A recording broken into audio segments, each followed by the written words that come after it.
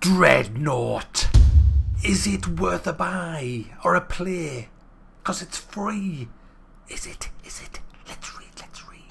Dreadnought puts you in command of 5 massive capital ships for tactical 5v5 warfare in space across the skies of different planets. As a mercenary captain, your motivations are simple: to reap the rewards of battle and build your reputation, and to be fearless doing it. Armed with earth-shaking weapons and the support of your teammates, you must claim victory by outmaneuvering, outshooting and outclassing the opposing team. Prepare yourself. It's time to take the helm of your ship. So what is Dreadnought then? Well, thanks to Seth sending me a beta key, I can tell you. It's currently in closed beta. It's going into open beta very, very soon. I think in a week. So I might be wrong on that. I don't know. I think I just made that up actually.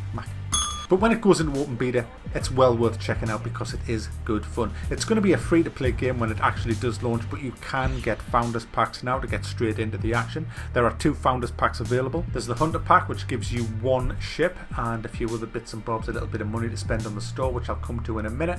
And there's the Mercenary Pack, which you get 5 ships, 1 of each class. And again, you get money, grey box points they're called, to spend in the game. You get Elite Status, which is essentially a premium account. And you get other bits and bobs to go and decorate your ships with. Basically the game, as I've said, it's a free to play game. It's one of these arena shooters, a bit like what World of Tanks is, what World of Warships is, what MechWarrior Online is, and there's a host of others like this, where you essentially choose what class you want to play. Let's say we're going for a Corvette, you get that ship. If you can't afford to buy a ship, you can use one of the shitty tradey ones that they've got just to get a bit of XP in the bank. Once you've got enough XP and money, you get XP and money for killing things and winning battles. And once you've got enough, you can buy your very own ship, and you can then start unlocking the weapons and modules to put on that to totally customize it the way you want it to be. You can decorate it as well. You can use in-game currency, or you can throw cash at it to be able to buy the decals and stuff from the shop and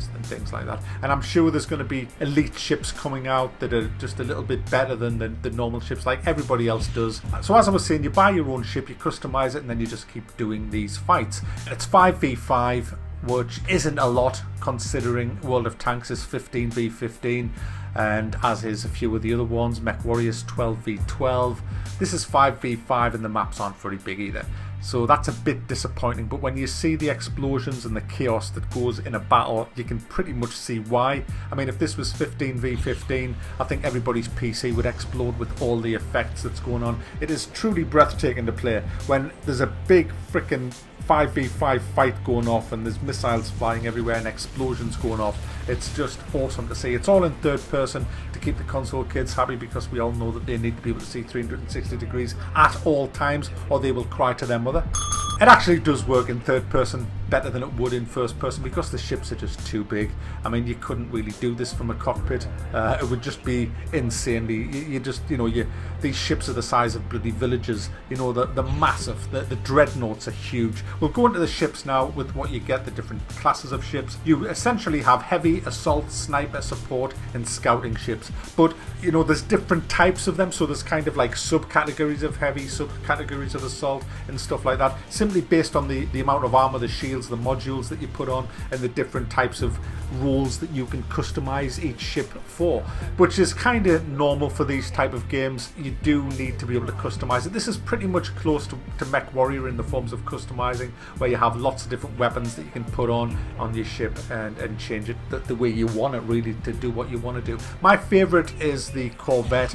It's a fast hit and run ship with stealth capabilities, with shitty hull and shields, but it's a glass cannon. It has insane high yield torpedoes, and the idea is you stealth up behind them and you ram them up the arse as hard as possible and then get in and out really quick. No, what you do is you get up behind them and you decloak and you fire at their rear side, and then get out of there. Once you're spotted in a Corvette, once somebody starts raining fire on you, you're pretty much screwed unless you can quickly get back behind your lines to get healed. And that brings us nicely on to one of these support ships, which is a healer. It fires a healing beam, it also fires healing bombs, it also has a self-heal, a big AoE heal. All the ships have generally 4 abilities that you can use, and you know, different types of weapons and modules that you fit to your ship. There's power management as well, which is dead easy to use using the middle mouse button, or you can bind a key to it, and that just switches power to engines, shields or weapons. And your power drain is on the right hand side, so you can run out of power and then you just a sit and duck. So you have to manage your power well. You can't just blast shields, weapons and thrust on and expect your ship to do all 3. It ain't gonna happen. So you have to be careful in where you put that. There's a full training against the AI, which I've done a lot of just to kind of get the feel of things, simply because the servers were really taking ages to get the matchmaking sorted. I don't know why. I think it was because I hadn't played before and I was late into the closed beta and they were trying to put us somewhere, but I was having really long queues. It hasn't been so bad today since a patch dropped yesterday, so they might have fixed something on that, but that's why I was playing a lot against the AI initially. But I've had a few games today against other humans, and it's great fun. I really do like this game. I don't go for a lot of these arena games, but this one is quite special. I thought it would be shit with only 5v5, but I was pleasantly surprised, and I would love to play this with a bunch of mates if I had any mates, but obviously I don't. But if I had mates and we were on TeamSpeak, this would be really good to play. I don't really have the time to play it much at the minute, so what I'm going to do is I'm going to come back to this after it's launched, once it's out of open beta and into full launch. But if you're looking for a free-to-play game where you don't actually need to throw any money at it at all, check out Dreadnought. I think it comes out next week in open beta, or I might just be making that up. I think I dreamt that last night, I'm not sure, I don't know, but it might be, yeah. So there you go guys, Dreadnought 5v5 multiplayer mayhem with huge explosions, big capital ships and massive guns. What more do you want? Lesbians.